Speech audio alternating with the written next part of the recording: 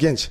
Buradan şimdi saat 2'ydi. Hani nefes alamıyordu ha. Hani çok nefes almakta zorlanıyordu. Sonra bir taksiyle hemen acile gittik. Oradan buhar falan verdiler.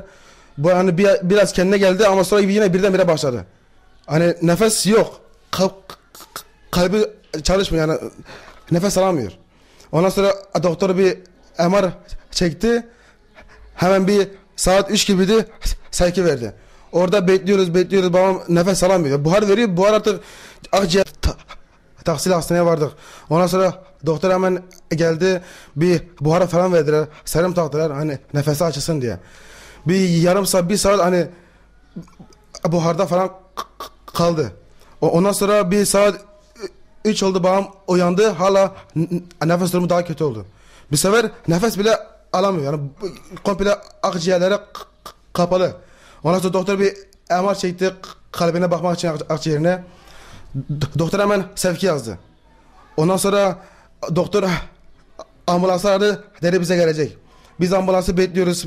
Bir saat geçti, doktor yine arıyor, ambulans gelmiyor. Ambulans geliyor, sağlam yürüyen hastayı alıp getiriyor. Ben konuşuyorum diyor, sıra sizin değil. Siz sırayı almışlar. Doktor bir daha aradı, biz yine gelecek dedi. En son babam bir lavaboya gitti. Lavaboda hani lavabosunu bile yapamıyor. Ben kapıyı açmışım. Nefesi kesiyor çünkü. Nefes alamıyor. Bir de bez kullanıyordu. Hani hastaydı. Bezi bağlarken doktor geldi. Babamı öyle gördüğü için nefesi çok kesiliyordu. Hemen gitti ambulansı tekrar aradı. Bir sefer bağırdı çağırdı. Sonra babam buhar veriyor. Buhar buna sonra buhar fayda etmediği için çıkardılar. Hemen ambulans geldi bir 10 dakika sonra. Saat 6:30 oldu. Ambulans anca geldi. Saat 3'te aramışız, ambulans saat 6:30'da geldi. Hemen babamı bir odaya aldılar. Hani idrar çıkarmak için sonda taktılar. İdrar gelmiyor. Hani burada akciğer göğsü komple kapanmış.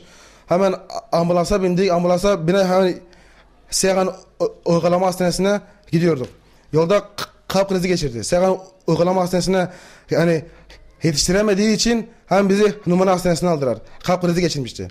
Numune hastanesine bir yarım saat şok falan verdiler, ağzına pompa verdiler hani nefes alabilsin diye. Göğsüne de bir şey taktılar da bilmiyorum. Hani nefesi, kalp krizi, kalbi şu an durmuş. Hani çalıştırmaya çalışıyorlar. Sonra oradan fazla bir şey yapamadığı için hemen bizi tekrar Seyhan Uygulama Hastanesi'ne gitmek için yola çıktık.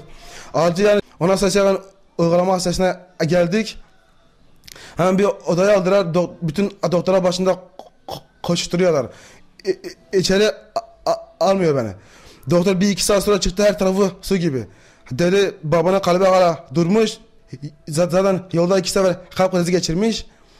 Hani biz elimizden geleni yapıyoruz, kalbi şu an durmuş, hani nefes alamıyor. Doktor girdi, bir daha girdi, bir 40 dakika, 1 saat sonra yine çıktı.